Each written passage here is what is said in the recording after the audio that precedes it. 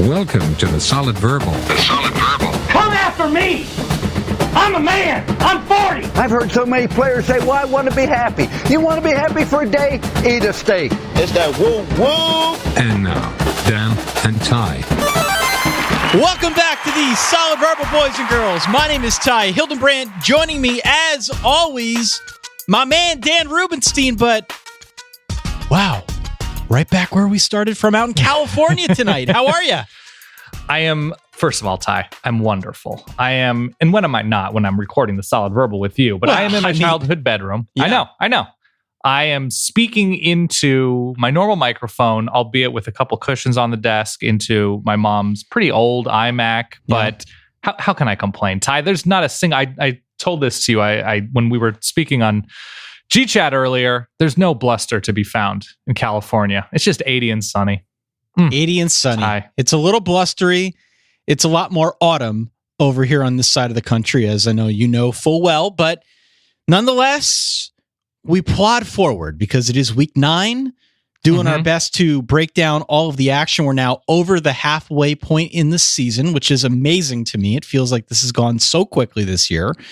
We've got an interesting little slate of games before us here today. We do. As you know, we've been doing this thing now since the start of October, where we've been trying to name the Saturdays, because let's be honest, ESPN's going to do it at some point if they haven't already. We've been trying to get out ahead of it. And once we got to October, it felt like the appropriate time to do so. So, we've had the semi-formal Saturdays and the Smile-It-On Saturdays out there. I feel like all have lived up to their modifiers quite well. Yes. Where do we stand now in week 9? Because as you look at the slate, I was thinking spunky Saturday, because it's like, it's got an appropriate level of pluck. There are a lot of teams on the road, but then there's this whole Halloween dynamic that is going to come into play this weekend. Where do you stand on week 9? So it's just too much spunk and pluck for me, where you're coming from, because that sort of connotates positivity, good times, heartwarming things ahead. No, it's college football. It's spunky. It's I hear you, plucky, But here's what I see when I look at the schedule. I see a dominant Clemson team going on the road to take on a pretty good defense in a tough place. I see Florida, Georgia, both away from home as they try to make their way through the SEC East and looking very good doing so. I see Iowa, after a huge defensive performance and some momentum, going to a pretty difficult place in Penn State. I see Washington State, their huge win over Oregon, followed by a very tricky place to play. Not tricky place to play, but a team to play in Stanford. Texas A&M, coming off a bye week, improved. Things looking up under Jimbo Fisher. Going into Klanga, Ty. Texas, who knows if Sam Ehlinger's shoulder is going to be healed in time to go to Boone Pickens Stadium to take on, granted, an Oklahoma State team, we'll get to it, not having a particularly great year. That's a tough spot with a wounded quarterback. Utah looking like the class of the Pac-12. If you keep going with this, we don't need to do the podcast. No, I know. This is what we're doing. Micro show. Boom. So what I'm saying, my theme is, it's kind of a house of horrors week, Ty. A lot of teams with high numbers next to them, or I guess low numbers next to them, going on the road, taking on winning teams, not necessarily ranked teams. I think we might be in for some death. Oh. So, where does that leave us? I came up with Scythe Saturday. Scythe. Or Sickle Saturday, if you'd rather. They're very similar, but a representation of what the Grim Reaper may be holding. We do have a sound coming after these teams. Full disclosure. We have a little bit of a sound here. Sort of a very sad take on the funeral dirge going on in the background there. Dirge is one of my all-time favorite words, by the way. Yeah. Oh, yeah. Along with inlet, bodega. Dirge. Scythe Saturday. Scythe Saturday. C-Y-T-H-E Saturday. You did that like a spelling bee. I like that. So, Daniel, with it being Scythe Saturday, should we just jump on in? A lot of games to get through. I think we should. Yeah, let's do that. Dan, time, help. I need picks of the week.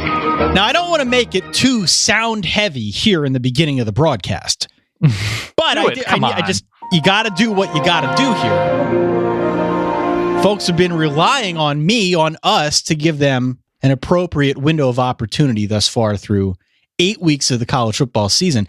As we get into week 9 on Saturday, Dan, it's tricky. It's tricky to identify an appropriate window. I think it's either really early or it's really late. There are a good chunk of games right in that mid-afternoon time slot that I think you're going to want to be in front of a TV to watch. But I could make a really good case for really early or really late. I guess it depends on the needs of the Saturday for you. What's good in that 8 p.m. Eastern as I try to reconfigure my brain? Because in front of me, because I'm on the West Coast, I see 5 p.m. Pacific for Notre Dame Navy. Yeah, right. Which I think is out here, right? It's in San Diego? It is in San Diego. Yeah, so I could technically go. My point is that I don't know how many folks are going to be interested in Notre Dame Navy, unless you're a Notre Dame or a Navy fan. I don't know how many folks are going to be interested in Utah at UCLA, or even Texas at Oklahoma State, Texas A&M at Mississippi State, Washington State at Stanford. Those are all good games that I'm going to watch because I'm interested in them. Mm-hmm. But as you look at 3:30, I think Iowa against Penn State's got a lot of intrigue. I think Florida versus Georgia is going to have huge ramifications for the college football season yet to come. Those two games, above all else, for my money, I think make that 3:30 block very intriguing, more intriguing than anything else going on throughout the course of the day. So for me, if I'm picking two games to watch, it's those two at 3:30. Fair. I guess you could start early. If you're not a big believer in Florida State, you could start your day elsewhere early. But yeah, to me, it's probably what's in that 3:30 window. You went over some of them because Florida, Georgia. I'm very dumb. It's Florida, Georgia. Florida against Georgia. You have to be home for that. And Iowa at Penn State. Okay, so those are big, and you got to be there. So I would probably lean later because even if Mississippi State, Texas A&M sounds like it's going to be worth watching, I will remind you, the way Texas A&M looked against Kentucky, which is a very similar team to Mississippi State, and the way Mississippi State looked against LSU, there's not going to be a whole lot of offense, most likely, in this game. And if you're a fan of said offense, maybe that's the one you skip over and catch up with that extended YouTube highlight. Maybe. Or catch a little bit of South Florida, Houston at 3:30. That's the fun one. Yes. You want to see some offense. If you're interested in games with weird matchups, Kansas State at Oklahoma at 3:30. Could be intriguing. Okay. Could be intriguing. Qualifier. Could be intriguing. I really like how you're leaning into it, though. I am. All right. Well, let's start at the top. Let's go to high noon on Saturday. On ABC, we've got Clemson at Florida State. The point spread here is 14 in favor of the Tigers. Up to about 17, actually. Is it really? It is. It has moved, I think, around today. We're recording this on Wednesday. 16.5, 17. Whoa. You can see it. That's a lot of points in a game like this. It is. We haven't talked a whole lot about Florida State, at least not in the context of playing headliner football after a couple weeks in, because we saw pretty quickly that Florida State was still working through some of their own issues. But what we can say about them at this point is that they're a very average football team. The offense is plain bad, mostly because the line up front has been kind of crap. Defensively, they're very good. By the time all is said and done, this is probably a top 15, top 20 defense in the country. They're outstanding up front on defense. So that's something to be excited about. I don't have a whole lot of data on how Clemson's offense is going to deal with that. That's my only hesitation here. A&M's defense was pretty good, and Clemson won by 2 on the road. NC State's defense is decent enough. Clemson won by 34. I think FSU is somewhere in between there, more like A&M than they are NC State at this point. And I do think they can create some problems for Trevor Lawrence. That's a thing for me that's going to happen here. And 17 points feels like a lot in that kind of climate. I think you're right. And I think what actually Clemson does on offense is what Florida State aspires to be in terms of how effective they are at tempo at times, simplicity, and if something's working, they just keep hammering it until it doesn't work because of Trevor Lawrence's age and experience. And I know he's certainly well thought of, but in watching that NC State game, it was a lot of read a half of the side of the field, or play action and it's a 2-man route or a 1-man route, and if it's not there, just run. And that's fine. That's great, because they murdered NC State and they murdered Wake Forest doing so with a healthy Trevor Lawrence. And so I think the big key to this game is not necessarily how much can Florida State score, but to keep the Seminoles in this game, they're going to need to start out better than they did against Wake, maybe start out more like they did against Miami, where they had that big half and almost didn't choke it away against Miami. But it's, can they get first downs? Can they string together first downs, even if it ends in a punt or a field goal or hopefully a touchdown,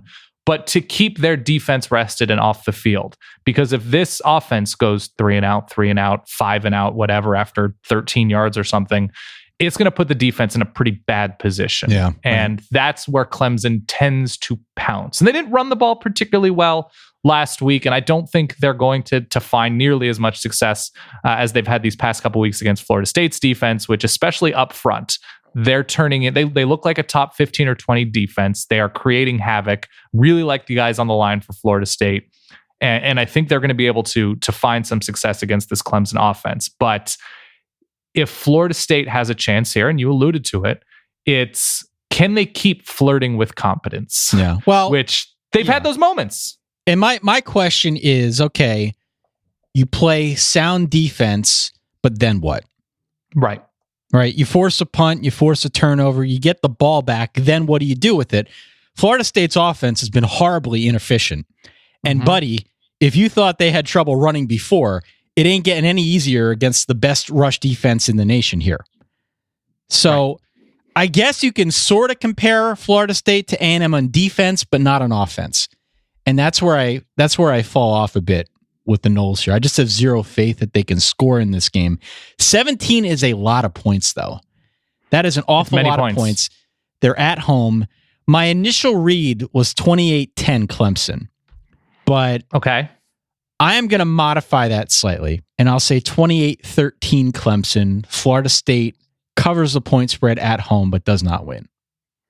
I have 31-17 Clemson, and it is a matter of me sticking to my stubborn guns of pretty good defense at home in a tough place to play, in a rivalry, an emotional spot. I mean, because Clemson, Florida State is the ACC rivalry at this point. Sure.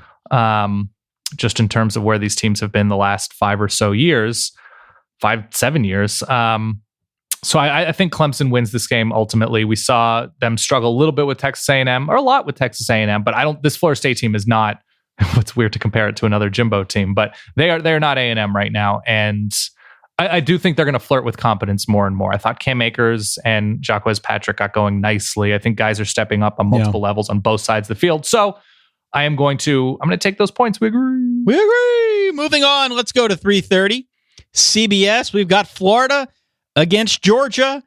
The Dogs, I believe, 7-point favorite here. 7, 6.5, somewhere in there. Yeah. Yeah. They call it the world's largest outdoor cocktail party. They played in Jacksonville. And Dan, you can throw out the records here. Actually, these teams both have the same record. So throw them out, Ty, all the same. You can throw them out. You can negate them, whatever lingo you want to use. It's a little easier to compare notes with Florida and Georgia because they both played LSU. Florida beat them at home by 8. Georgia lost on the road by 20. Georgia losing the way they did, though, that caught me by surprise. And I think my lasting takeaway was just how uncomfortable Georgia looked on offense and how well LSU was able to run it against them. You remember what we talked about in the buildup to that game. Is LSU going to be able to move the football on Georgia? Georgia's been really sound defensively. And then on the flip side, what's Georgia's offense going to look like against LSU's defense? Because to that point, before they played, Georgia was averaging about 43 points a game. Right. Clearly, that didn't come to pass. They only scored 16 against LSU. So I guess when you look at this matchup now against Florida from the Georgia perspective, how much do we want to read into that 36-16 defeat at the hands of LSU? Well, stop me when I get to a team that Georgia played before LSU that had anywhere near the speed and talent on defense. You could just read. LSU. There's not going to be a stop here. Right. It's Austin Peay, South Carolina, Middle Tennessee, Mizzou, Tennessee, Vandy. And I know some of those defenses have a couple of interesting players, a few interesting players on defense. But in terms of the overall talent level and speed and aggression, LSU stood alone. Florida is clearly on that level, especially up front. And I am concerned right now and concerned is relative with Georgia. I am concerned about Georgia against the best teams on their schedule because of what they've looked like at times on defense, given the losses from last year. And that wasn't fully the problem against LSU, mind you. It was an offensive issue, getting a little bit too plain, missing spots. Jake Fromm was missing spots in the passing game. And that's just not going to hold up in a game like this. I know both of these teams are coming off a bye week, which is a good time to reset and reboot. And we did get, by the way, I don't know if it was an email or a tweet, but somebody suggesting for fantasy things next year. The bye week could not have come at a better time, which I love. I love it so much. Good. And it's so applicable. Yeah. So to me, the quarterback matchup, I think, is still won by Georgia. I think the proof is there with Jake Fromm in some big spots.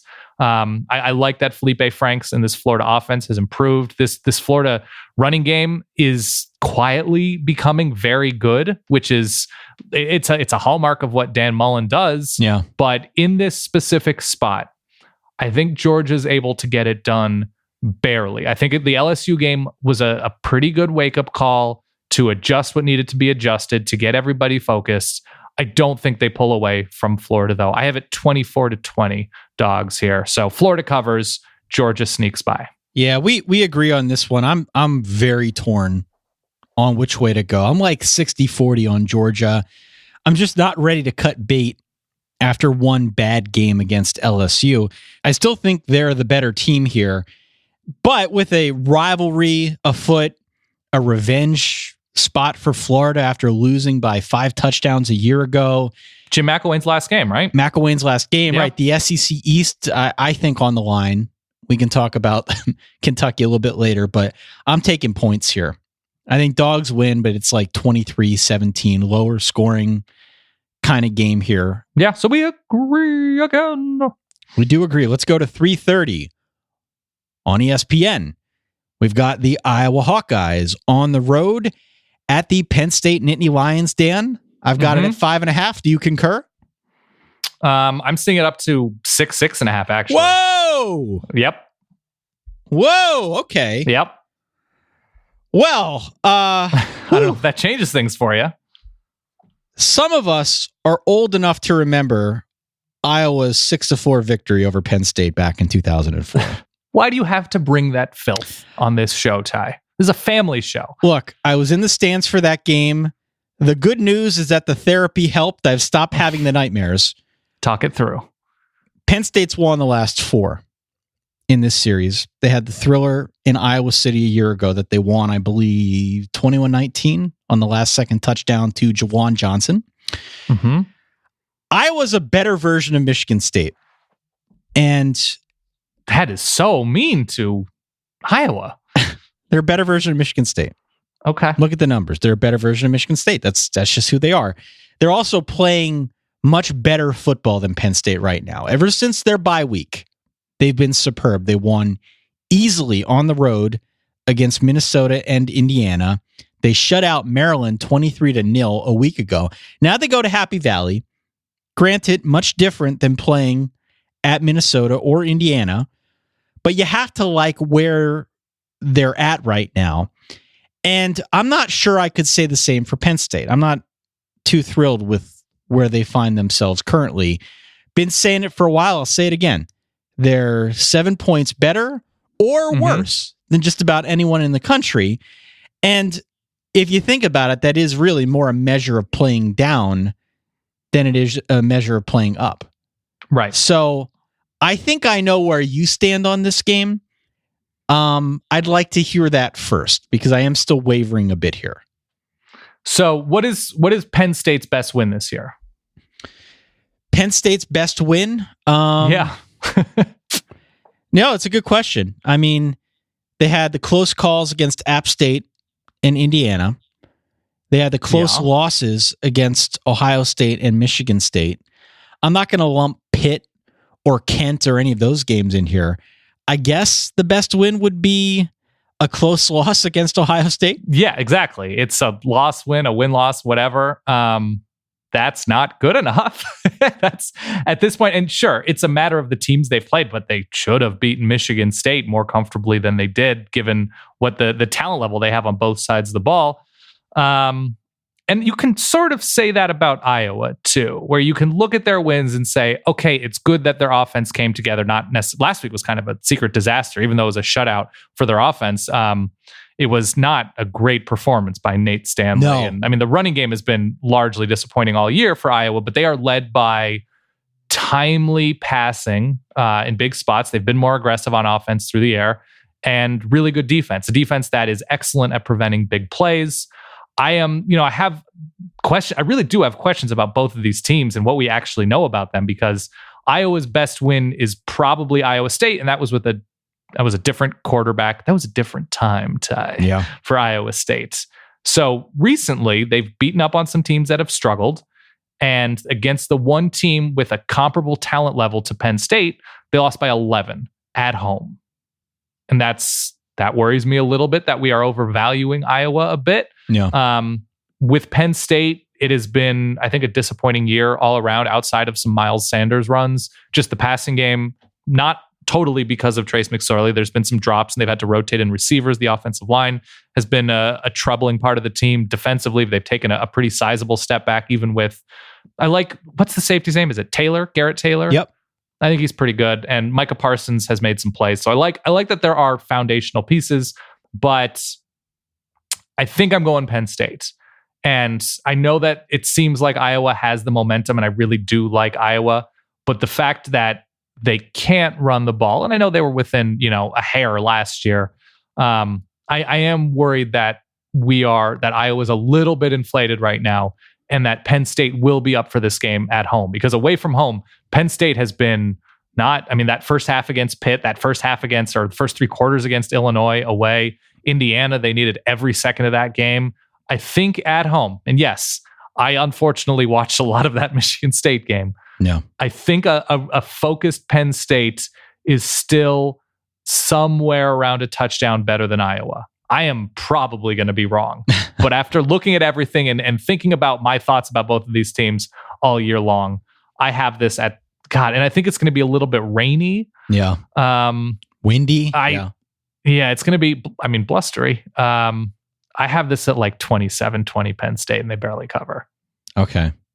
I mean, look, I hate taking Penn State. I really, really, really, really, really do. If the line is up to 6.5, that's a Penn State line. That's Vegas basically telling you that Penn State's going to win the game, because it does not feel at all like it should be that big of a point spread here. I do agree with you. I think Penn State wins. I'm going to err on the side of Trace. I'm going to err on the side of Miles Sanders on the ground. I have questions about Iowa's offense the same way you do, especially against a better defense in Penn State. Granted, maybe a step back from a year ago, but still pretty good defense in their own right. I don't think they could run in this game. And I think ultimately that's the big problem for them. They're too one-dimensional against a better defense.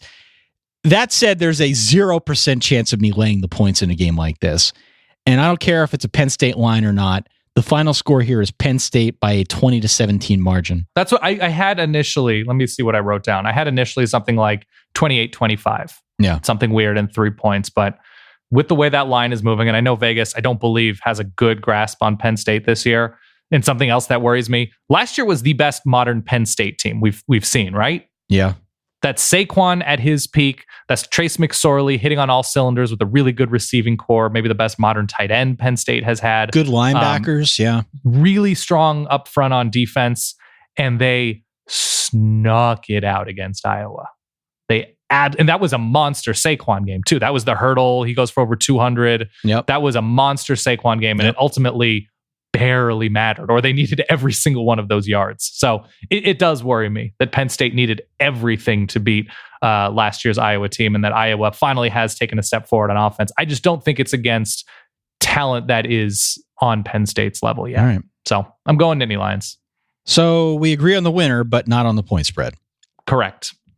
Moving on. 7 p.m. Pac-12 Network, Washington State at Stanford, 3.5. is your point spread.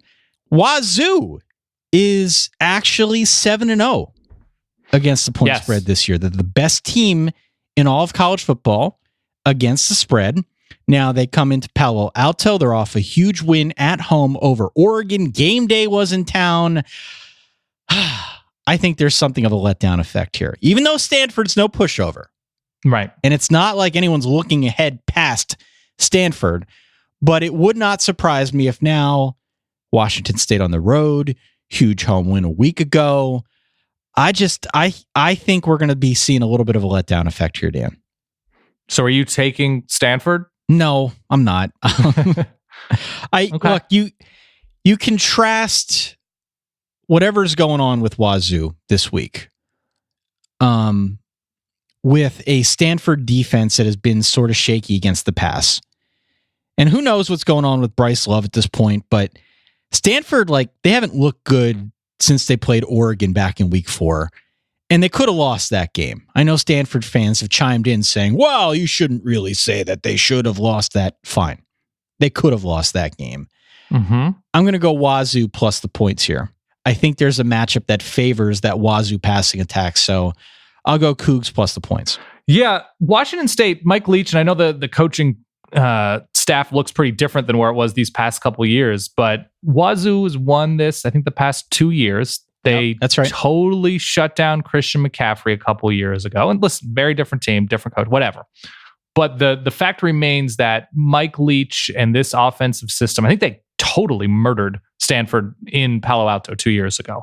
I believe it was something like 40-16. So comfortably, at least, not totally murdered. And if Stanford had something on defense that I know their corners can be pretty good, but you need more than that against Wazzu. You need more than a couple of good corners. And offensively, to not control the ball and to not be able to consistently keep this Wazzu offense off the field, I'm totally with you with the letdown element of this game, and that Stanford traditionally, at least the past 2, 3, 4 years, has been a team that has looked shaky in September and grown into the season and just magically finishing 9-3 or 10-2. But I don't put a lot of stock in that Arizona State win last week. I think this Stanford team is a full step behind where they've been, especially when they don't have that explosive element to their offense without Christian McCaffrey, without Bryce Love at full capacity. I think I do like Wazzu here. I think they do weather the letdown element. It's not a particularly difficult place to play. And I know I've said that and people have pushed back, like, look at Stanford's record at home. I'm just talking about the environment. It's no multi-sport field. No, of course not. It's no multi-sport field. And there is just something about this Wazzu team on both sides of the ball. I know they've struggled somewhat on defense situationally, but they looked very good last week. And I like Gardner Minshew a good deal. I like the way that they adjust to teams. I'm going to go Wazzu here by 10. Whoa. And it's a sweet spot, and maybe Wazzu has a letdown game at a different point. I don't have their schedule in front of me as I pull it up, but I don't think it's against the Stanford team. I really don't. It's 4 p.m. local. So nothing crazy under the lights. Wazzu goes to Colorado. I think that could potentially, depending on Laviska Shenault's health, that's a better matchup for Colorado than this one is for Stanford. So I'm going to go Wazzu here. I think they cover this game. I think they win by 13. I have it like 33-20. Yeah, I think they win outright. And for sure, I'm taking the points here. I think the wrong team is favored in this game. I wish if Stanford had a top 35 defense, I think I'd feel a lot better about this team. But I think Wazzu's going to have time to move the ball down the field. 7 p.m. on ESPN, we've got Texas A&M traveling to Mississippi State. I've got the Bulldogs at about a 2.5, 3-point favorite, somewhere in that range. My favorite tweet of the year was from the Kentucky fan who told us that Texas A&M would win the Big 12 if it didn't move to the SEC. You remember that one? Remember the Halcyon days? Is that still your favorite? That is still my favorite. We have a segment at the end of this show that we are going to review. I haven't decided on the name for the segment, but I have some options for you to decide on. But we asked basically for a spicy prediction that you believe with about 70% of your heart. Mm-hmm. That you think it's within the standard deviation of reality, but not necessarily your realist feelings. So we've got a lot to choose from there. We'll go through them and rank them, or rate them really. this game, Texas A&M against a Kentucky team, and I'll bring it all full circle. Kentucky looks a lot like Mississippi State, except they close games. Yeah. And they find offense when they need it. Whereas Mississippi State can't really take advantage of the fact that they're a really good running team and little else on offense, whereas Kentucky can make it work for them. They can get a couple of timely third down passes from Terry Wilson. I think I actually like State here.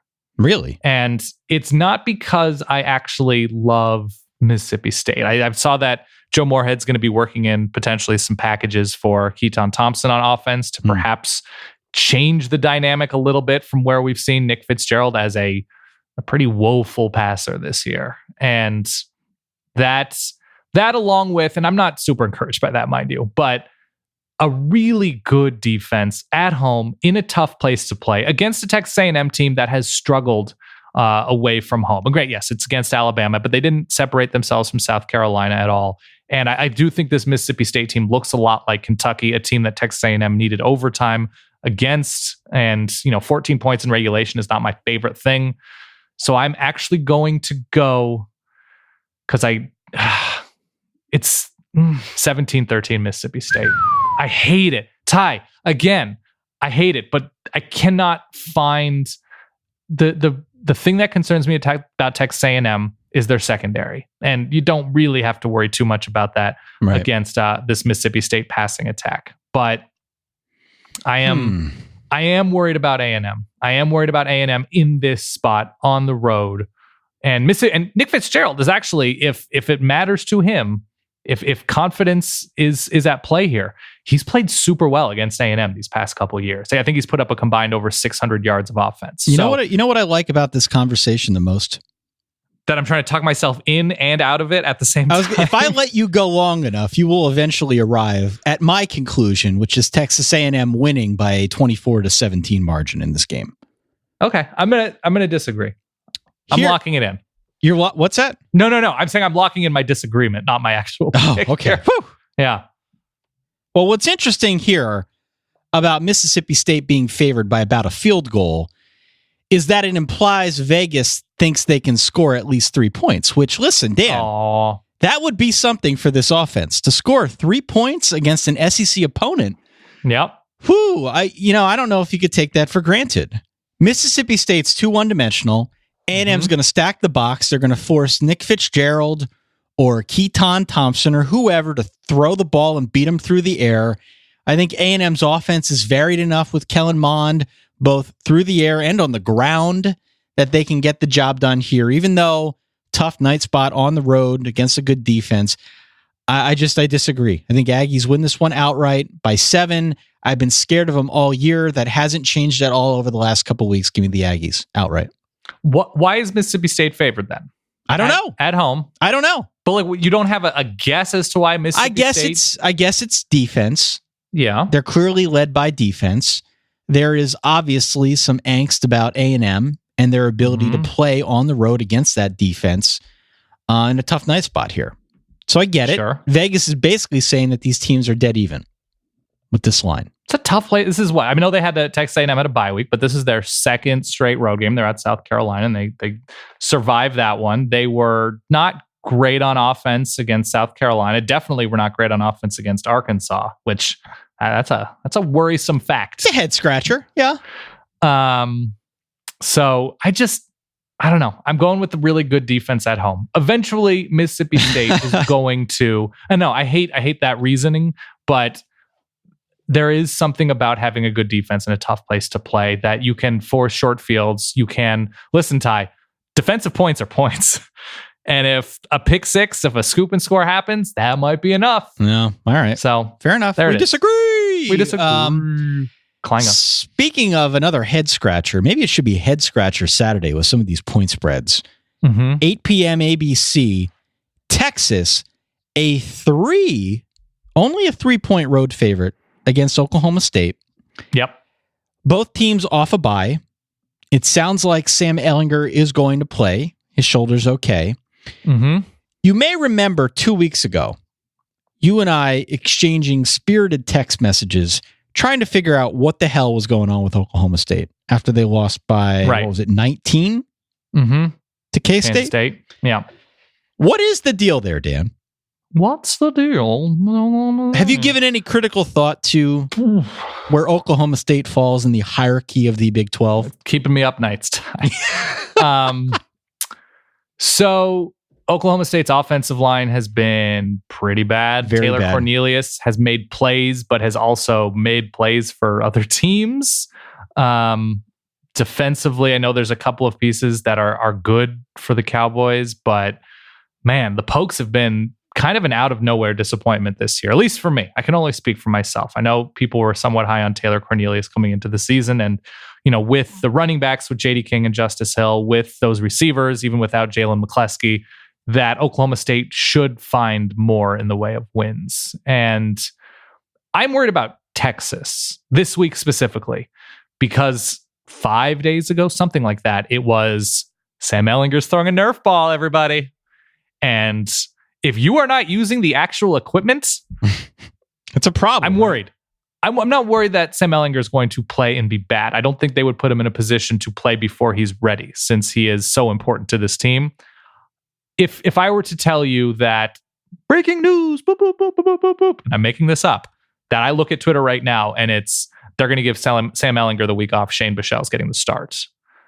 Does that change your outlook of confusion about this line? Texas has not been first of all, I don't know. Texas has not been that great away. I know they beat Oklahoma, but away from Austin, they lose to Maryland on, a neutral field, but it's a road game essentially on that NFL field in was that Landover? Yep. The Kansas State game was ugly, and this game is in a strange place. Well, so that's kind of the playing question. Down. The question is, does this classify as one of those marquee games that Texas is going to play up for? We talked about this a couple weeks ago before the Red River Shootout. Texas is good in the big spots, in the big games with a lot of national prominence. They're very much in those games. It's other games against lesser opponents where they tend to play a little bit down. So my inclination... I don't think so. I think they look at Oklahoma State as, they lost to K-State. They lost to Iowa State. They're not a true challenger to us. And Texas, it could be a look ahead spot, right? They have West Virginia in Austin next week, and it's West Virginia, Texas Tech, Iowa State. Three particularly tough and different looking teams, with Oklahoma State on the road, which, by the way, do you know how many games Texas has played on another team's college campus in like a true road stadium going into Halloween weekend? One. Yeah. Good for you. Good for you. Listen, playing at Maryland, essentially, yes, it does count. But really, good for you, Texas. And I do think they're going to overlook Oklahoma State here. And even if Sam Ehlinger plays, he is going to be at like 70%. I think Oklahoma State finds a way to get it done. And because I love you so much, I'm going to throw you this bone. 20-19. 20-19. Oklahoma State, and put some mustard on it. They're my Yakko's home dog of the week. The Yakko's home dog of the week. I'm not going to play the sound again, but they're also my Yakko's home dog of the week. Okay. I think Oklahoma State has some issues, which we've discussed a little bit here. Chief among those could be the offensive line, Taylor Cornelius not always being as reliable as he needs to be. I still think Oklahoma State is better than their record. And also, I don't think Texas is as good as their record. That's not to take anything away from what they've accomplished this season. But there is that little part of Texas that likes to play down in some of these tweener games, which I would classify this as a tweener game. Even though it's big spot at night, ABC, I'm with you. I like Sam Ehlinger if he plays. I think this is a close game. I don't think it's a high-scoring game. And I think Oklahoma State wins this one at home. So we agree. Before we move on, let's talk about our good friends over at The Athletic, Dan. Yes! Finally! The Athletic has quickly become our go-to spot for all of our college football reading over the course of a week. It's where I start on a Sunday, where I start on a usually Tuesday, when I start doing my research for these Wednesday shows. I find the coverage in depth. I find the coverage illuminating.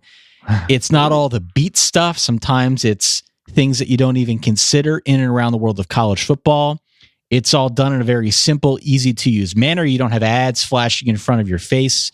You don't have any of those autoplay videos flashing in your face. It really is just the meat and potatoes of college football coverage, and not just college football, by the way. I should add, we got to be very careful here. It doesn't matter what sport you're into. The Athletic has you covered, but it really is just good, hearty coverage that you can sink your teeth into, Dan.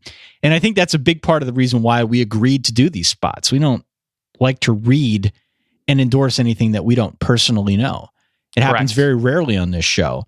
So we're very proud to help bring you guys a deal, and girls, a deal here with The Athletic. You can go and sign up now. You can get it for $2.99 a month. That is 40% off the normal rate. All you need to do is go to theathletic.com/solidverbal. Yeah, it's step into the future. I've said it before, I'll say it again. It's just such a clean experience. You support these excellent writers covering the sport in a creative way. I feel like other sports, they do a bang-up job, an amazing job elsewhere. The app is incredible. I've talked about that in the past. Just step into the future. It is what sports media should be. Theathletic.com/solidverbal, 40% off your very first year. Still got time to cash in the deal, Dan. And you can pause the show now. Pause the show. Go do it now. And come on back. Buy it as a gift for somebody. I don't know. We're getting close to the holidays. That's a great call. That's a great call, Ty. You know, got a fall birthday. Don't know what to get somebody. Get on The Athletic. Man, I have a good deal. Jody with an Eye's birthday coming up here. Maybe we'll be a 2-subscription family. Who's to say you shouldn't be? Got to support. All right. We got games we got to get through. All right. What do we got?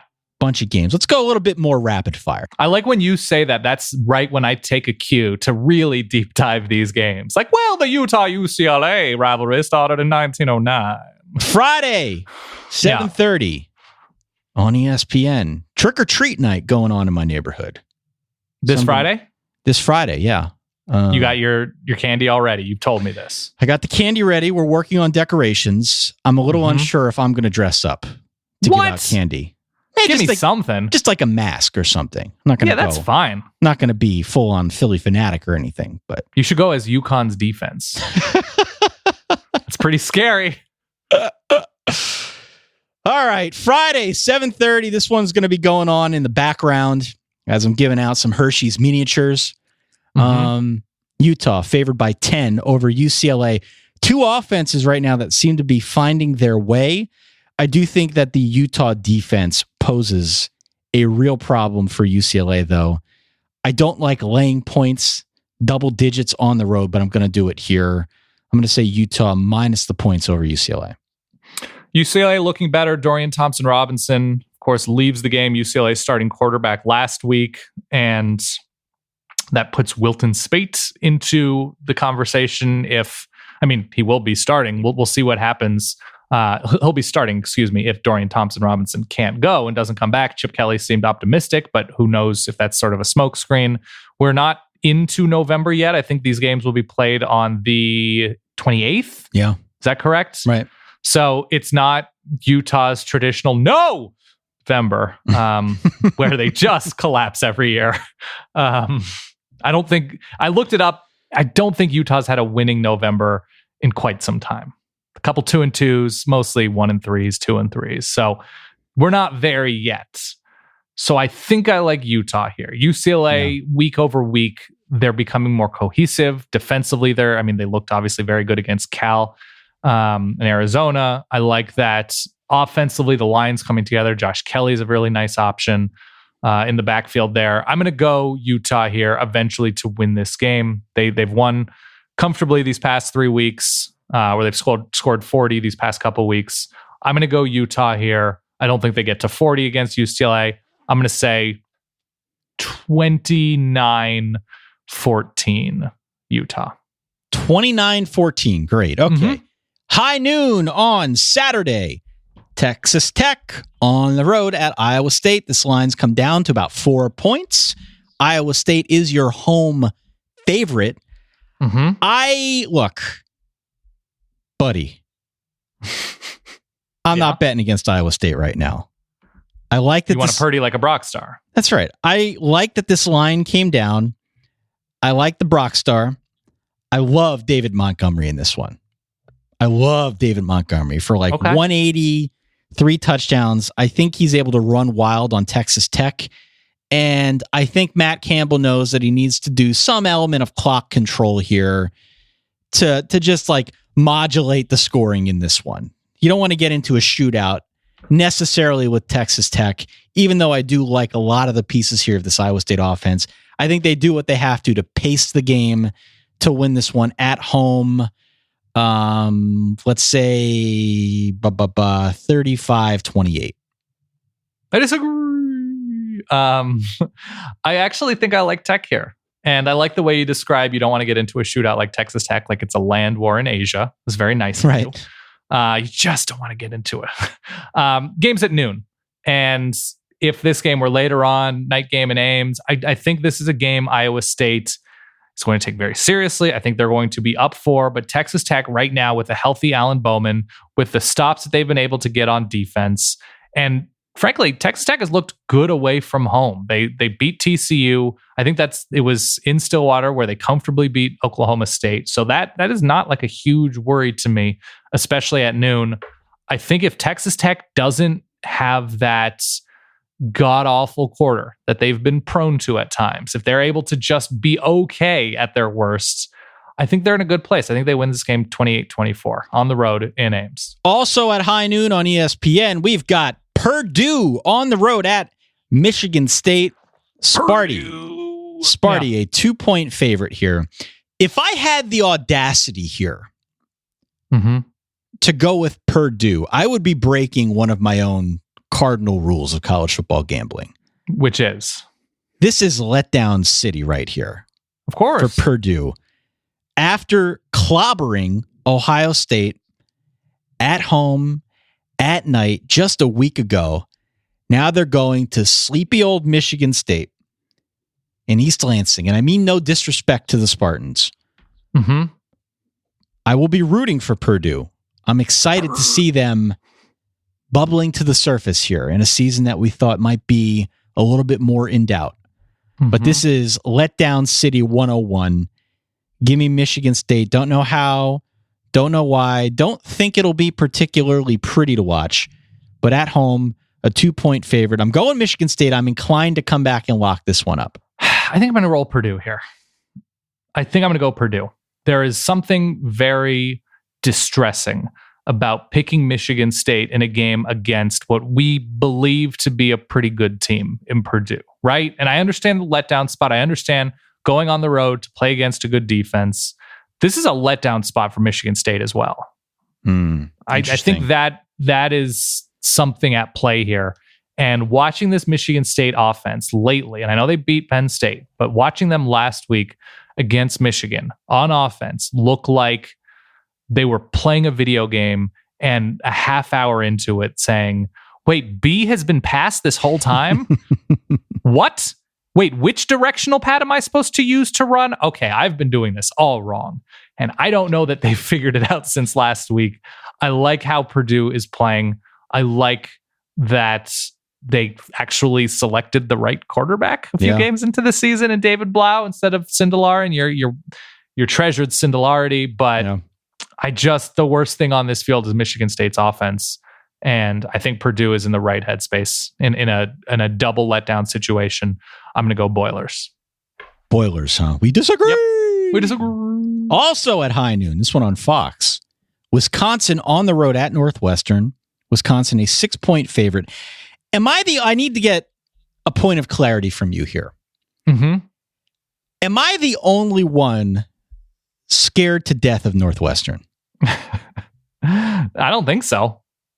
But I mean, you're not like in a mob. I'm not in a mob. There's not a flash mob that's scared of Northwestern. But we're going to get to our segment here at the end where we talk about hot takes moving forward.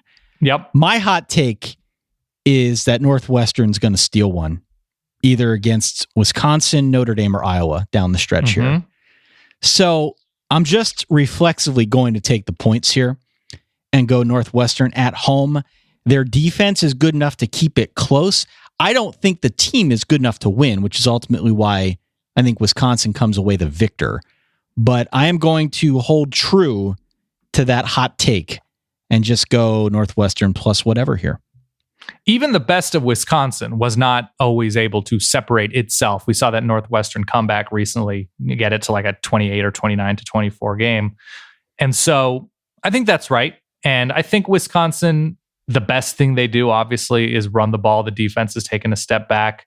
This is not a look-ahead spot. Rutgers is the following week before a pretty manageable end of the season for the Badgers. Northwestern at home with an improved Clayton Thorson to where he was in September.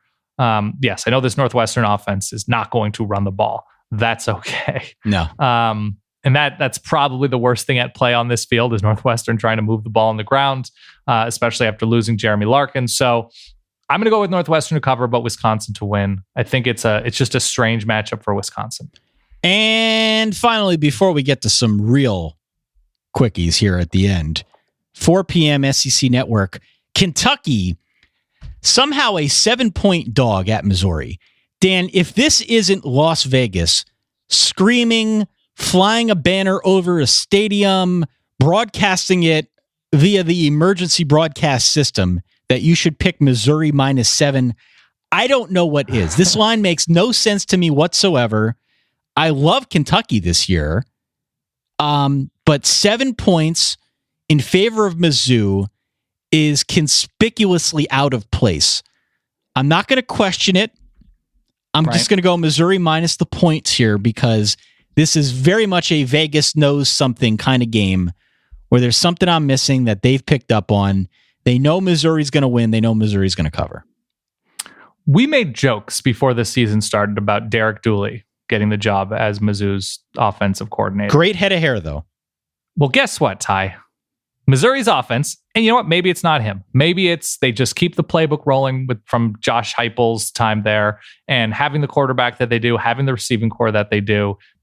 He was smart enough to keep the party going. So Mizzou offense is good. Yeah. And this line to me indicates, and Missouri in general indicates that, look, Missouri's defense is not particularly good. It's not horrible. It's about average, maybe below average. But if you want to beat Mizzou, you got to score probably 30 points. Does Kentucky strike you right now? No. As a team that will score somewhere between 27 and 33 points against an average defense? No. They don't to me either. And I think at home, again, and I think Kentucky will have success defensively, but it's a lot to ask if Benny Snell does not get to 224 yards. So I'm going to go Mizzou here. Let's call it 34-24. 34-24. Yeah, I think they cover this game. We agree. All right. We've got a couple other games that we got to get through. Yeah, let's get through. Mega Ultra Lightning. But before we do, Dan, 2 other sponsors to tell you about this evening. Let's start with Robinhood. Talked about Robinhood before. It's an investing app. It lets you buy and sell stocks, ETFs, options, and cryptos, all commission-free. Commission-free now. So even if you're a stock market newcomer, you can invest for the very first time with true confidence. As you know, if you've done this thing out on your own, there are other brokerages out there who might charge you up to $10 per trade. Robinhood, they don't do that. They don't charge commission fees, which means you can trade stocks and keep all of your profits. And they've got a clear design. They've got an easy to understand interface with cool charts and market data. They let you place a trade on your smartphone. It takes 4 taps. I counted 4 taps to place a trade, and you can get custom notifications for price movements. You never miss the right moment to invest. As I said, they set me up. I've been playing around on it. I like the interface. It's very useful. It's easy to follow. Sometimes if you're new to the whole stock trading thing, it can be tough to figure out where to get started. How do I do the research? None of that applies here with Robinhood. They do an excellent job giving you the information that you need and when you need it. Right now, they're giving, listen to this. This is true. They're giving our listeners a free stock like Apple, like Ford, like Sprint to help you build your portfolio. All you need to do is go to solid, solid.robinhood.com. That is solid.robinhood.com. Pretty cool deal. Also, Dan, on April the 19th, 2017, you may remember news broke that football star turned accused murderer Aaron Hernandez had killed himself in his jail cell. Very sad story. But what exactly happened to Aaron Hernandez that turned him into a killer? And did his football career play any part of it? Now, from the Boston Globe's award-winning investigative journalism unit, known as the Spotlight Team. Spotlight, yeah. Comes an in-depth investigation into the life, legal troubles, and death of one Aaron Hernandez. Over the course of 6 episodes, you'll hear the Spotlight Team delve into the world of CTE brain damage, the mind of Aaron Hernandez, and whether or not the people around him bear some responsibility for who he became. You will not believe what they uncovered. You can subscribe now to Gladiator, Aaron Hernandez and Football Incorporated, on Apple Podcasts or wherever you're listening to this show, quite honestly. That is Gladiator, Aaron Hernandez, and Football Incorporated. Subscribe now. Do it. All right. Some lightning fast games that we must address. 8 p.m. CBS, Notre Dame on the road at Navy. About a 3-touchdown favorite, a little bit more, 22.5.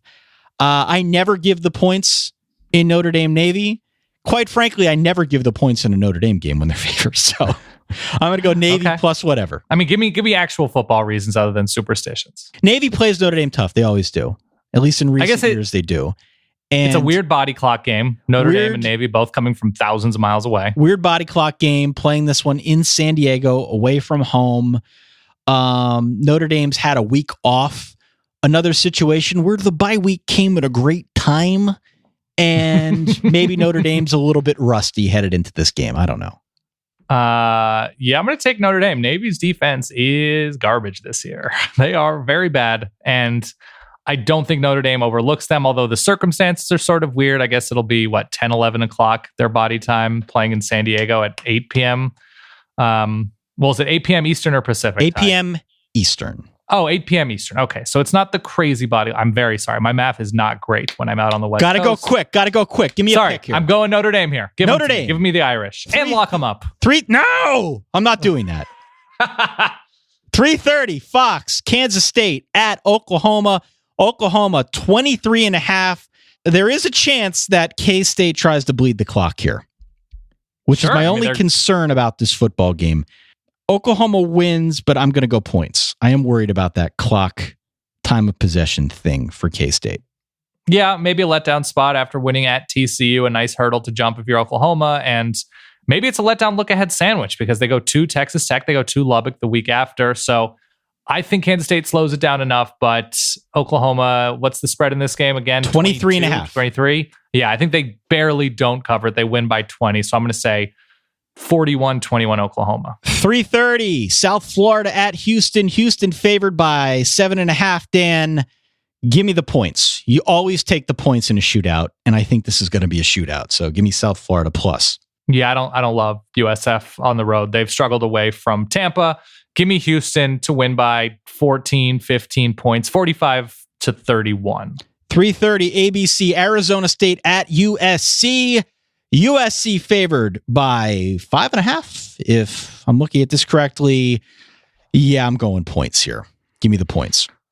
Yeah, we'll see what happens. JT Daniels' concussion protocol, although he may be out of the concussion protocol by the time we are releasing this episode. I'm looking right now. But yeah, if he doesn't play, it will be the third string Jack Sears playing in this game. I still think USC is totally competent at home. So I think I'm worried about ASU. Give me the Trojans here. I think they win by a touchdown. 4:30 FS1, Washington on the road at Cal. Washington, a 10.5 point favorite. I love me some Washington in this game. Give me the Huskies. Why? I feel like there are enough questions, honestly, about Cal at this point that even though it's on the road and Washington has done this thing where they play down to their competition, I think the defense is ultimately the winning hand for Washington in this game. They hold down Cal's offense enough to give themselves enough separation on the upside here with their offense. Yeah, I wish Cal's offense were better. I think I'm going to go Washington here as well. Not a particularly tough place to play. So I'm going to take Washington 27-13. 7 p.m. ESPN2, NC State, Syracuse, a pick'em. Pick'em. It says PK on the sheet. Give me the Cuse here. Give me the Cuse at home. Weird place to play. NC State, a week after Clemson, maybe a little bit of a body blow theory. Hate taking teams with their second straight week on the road in a tough road spot, which the Carrier Dome definitely is. I'm taking Cuse here. And finally, 10:30 ESPN, your Oregon Ducks on the road at Arizona.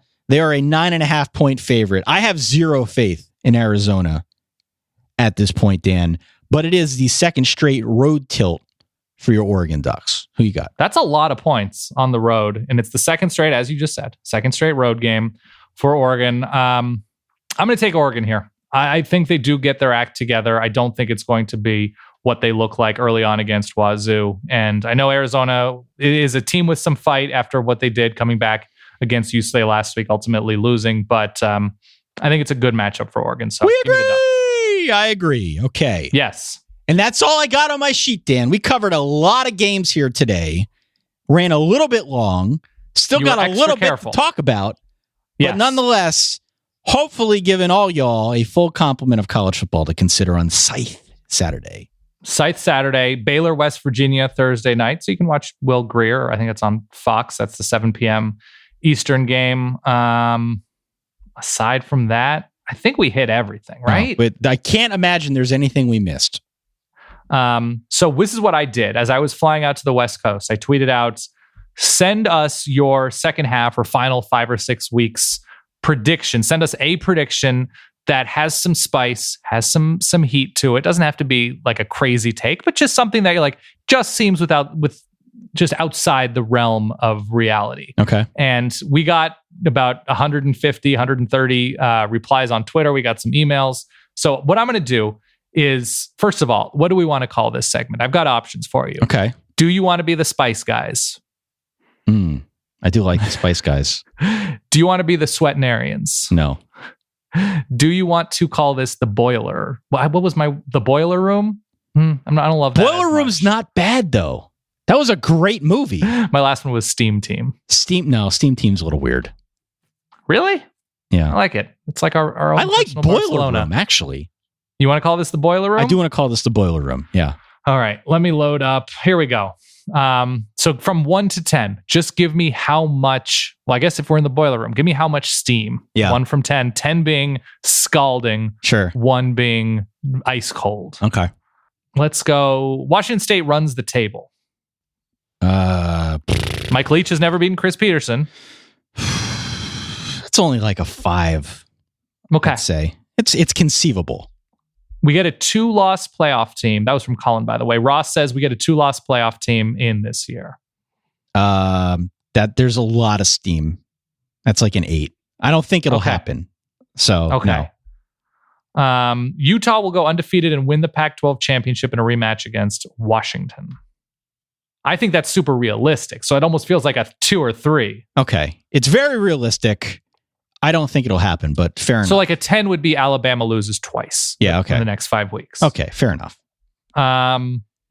Let's go to Nebraska beats Ohio State. Woo! Jay. That's a 10. I think that's an 8.7. Okay.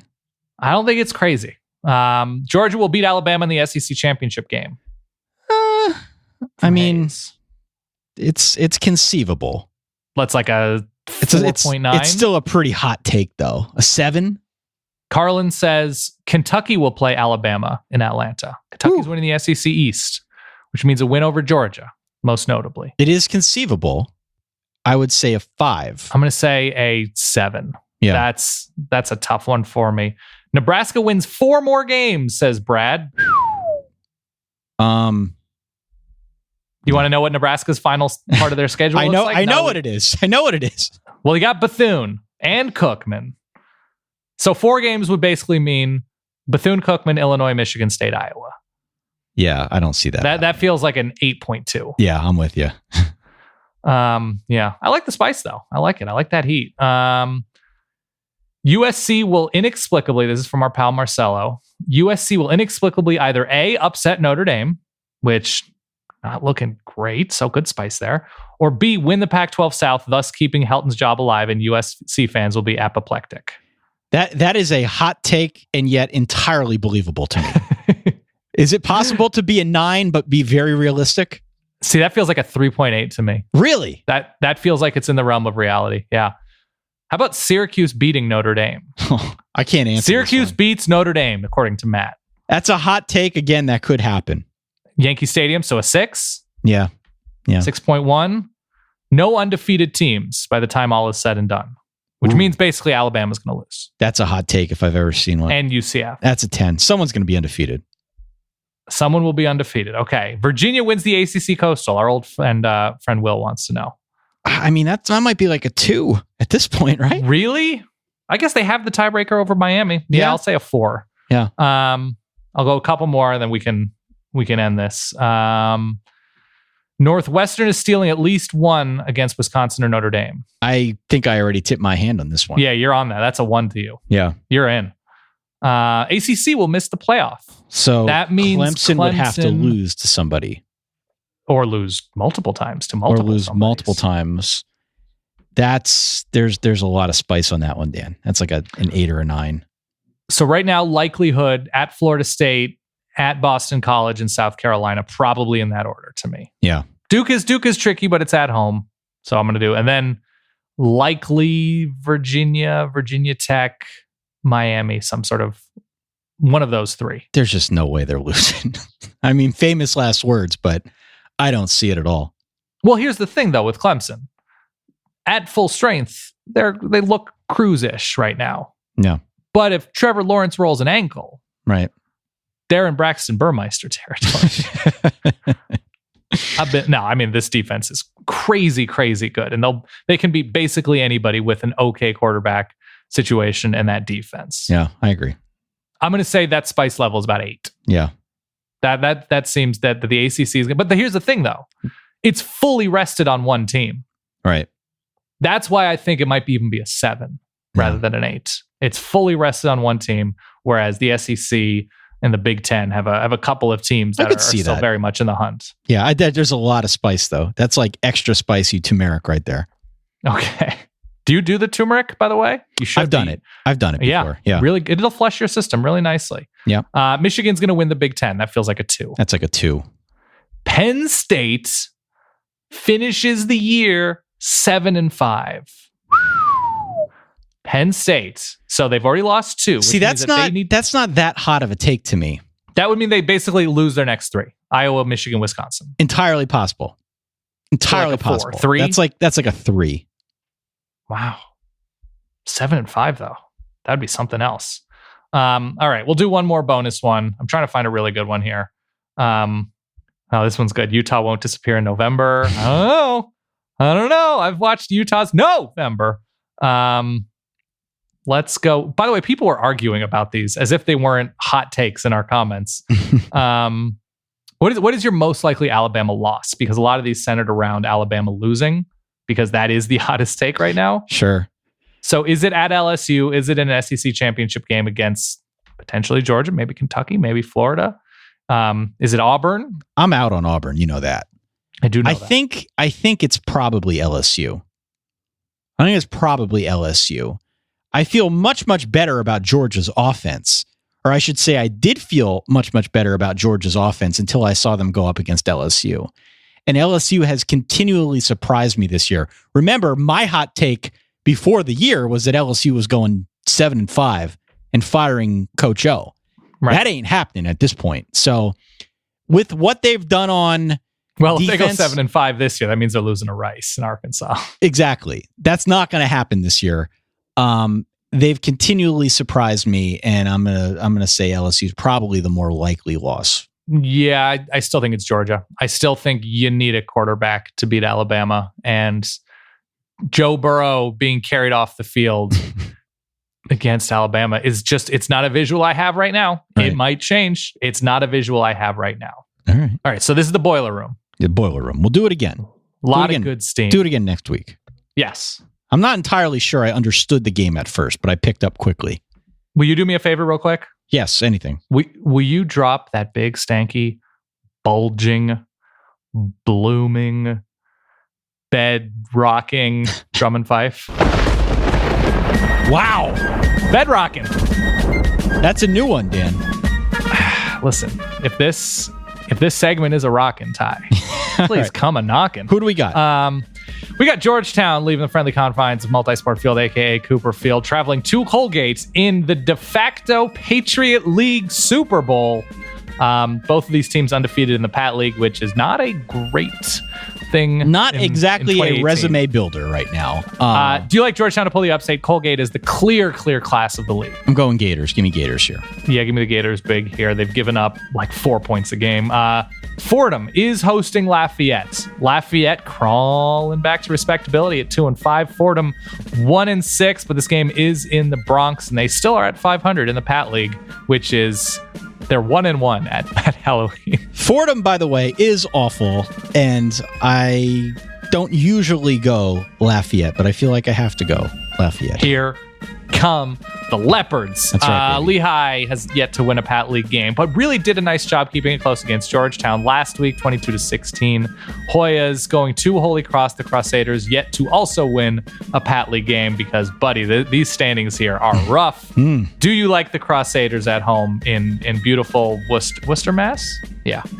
I'm going Mountain Hawks, Dan. I got to go Mountain Hawks here. I think I'm going to go Mountain Hawks as well, showing some fight. That's right. Man.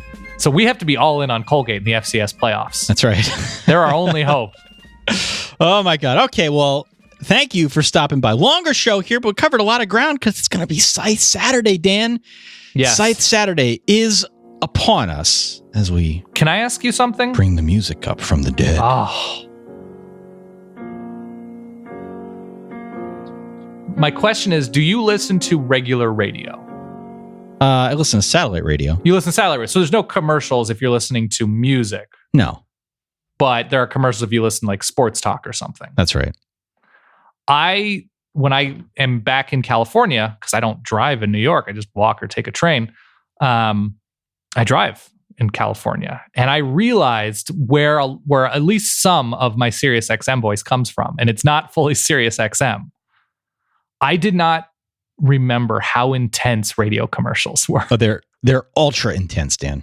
I was listening to 106.7 KROQ and shout out K-Rock, but there was a Toyota commercial and I thought somebody was going to reach through the dashboard and strangle me.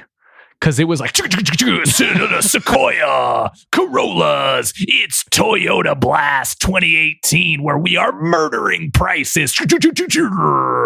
And it was madness. And and the funny thing is, the DJ back from commercial kept up that energy, 106.7 KROQ, and it's the Fighters Foo. And I just don't know how everybody does not have a freak out while driving, listening to this constantly. It is so aggro, and I loved it, but I only listened to about 18 minutes of it.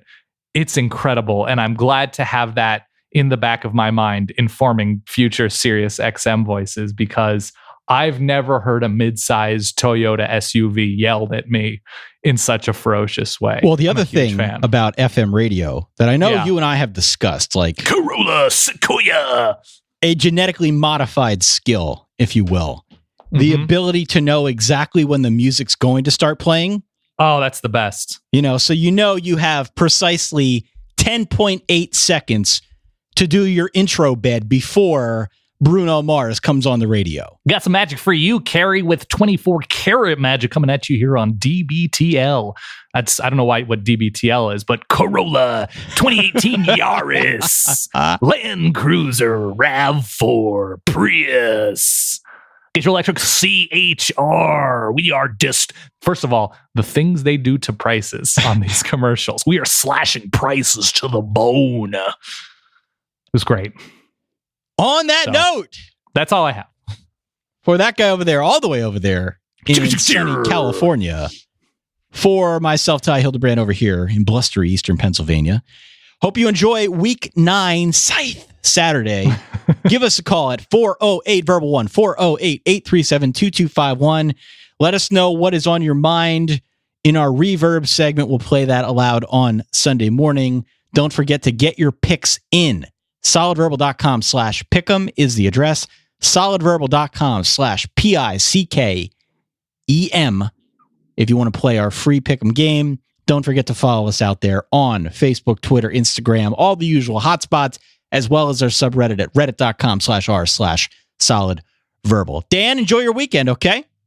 I'm going to do my very best, Ty. It's 80 and sunny. Got a grill right next to the TV. It's a pretty large TV, pretty large couch. I'll be asleep by 10 p.m. Oh, baby. Oh, it's the best. For that guy over there, my good friend Dan Rubenstein, for myself, Ty Hildenbrand. Catch you all on Sunday. In the meantime, enjoy your week, enjoy your weekend, and stay solid. Peace.